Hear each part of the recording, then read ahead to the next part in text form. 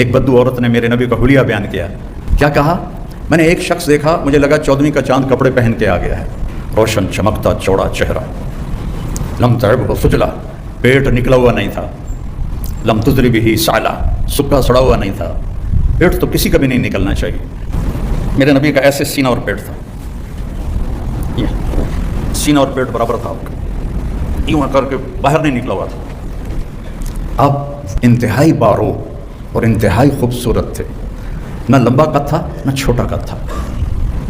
عظیم الحامہ، آپ کا سر بڑا تھا، سیاہ کالے بال تھے، یجاوز شعرہ شحمۃ اذنیہ، یہاں تک آپ کے بال تھے، زیادہ تر یہاں تک بھی آئے، یہاں تک بھی آئے، لیکن عام پوری زندگی میں یہاں تک بال تھے. کبھی آپ مانگ نکالتے تھے اور کبھی ویسی کنگھی فرما لیتے تھے، اور جب کبھی آپ مانگ نکالتے تھے اور سر سے پگڑی اتارتے تھے تو مانگ سے نور نکلتا نظر آتا تھا. واسع الجبین، کھلا ماتھا تھا. یہ بھویں ایسے کمان کی طرح گول تھیں جیسے یہ بچیاں وہ سرمے سے ایسے لمبی بناتی ہیں پھر یہاں تک لے کر آتی ہیں.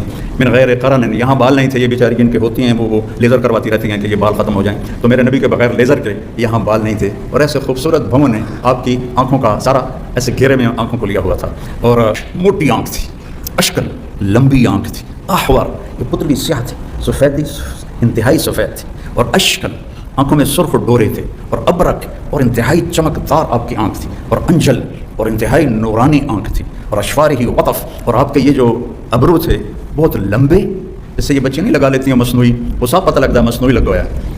تو میرے نبی کے ایسے لمبے ابرو تھے، لمبے اور موٹے، جو جس سے آنکھ خوبصورت ہو جاتی. قدرتی ہوں پھر تو آنکھ خوبصورت ہوتی ہے، لیکن تم اتنے کو شاید ٹھوک دے ہو تو صاف پتہ لگے گا بھی 2 نمبری کی تھی ہوئی.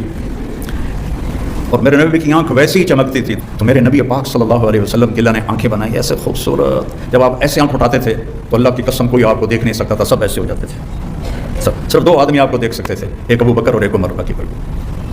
کف اللحیہ، داڑھی بڑی خوبصورت، ناک یہاں سے اٹھا ہوا آگے سے باریک، غلی الفم، ہونٹ بڑے خوبصورت سرخ، آپ تو لگاتے ہو نا لپسٹک، آپ کے ہونٹ ویسے ہی خون کی وجہ سے سرخ تھے. اشنب، آپ کے دانت ایسے گلائی میں تھے، یا بیچاری کتنے لڑکے لڑکیوں نے وہ یہاں لگایا ہوتا ہے جو دانت اوپر نیچے ہوتے ہیں، آپ کے ایسے گلائی میں تھے. اور مفلج، ان دانتوں میں تھوڑا خلا تھا. یہ براقت ثنایا، اور اتنے روشن تھے، جب ہنستے تھے تو دانتوں سے نور نکل کر دیواروں پہ پڑتا دکھائی دیتا تھا.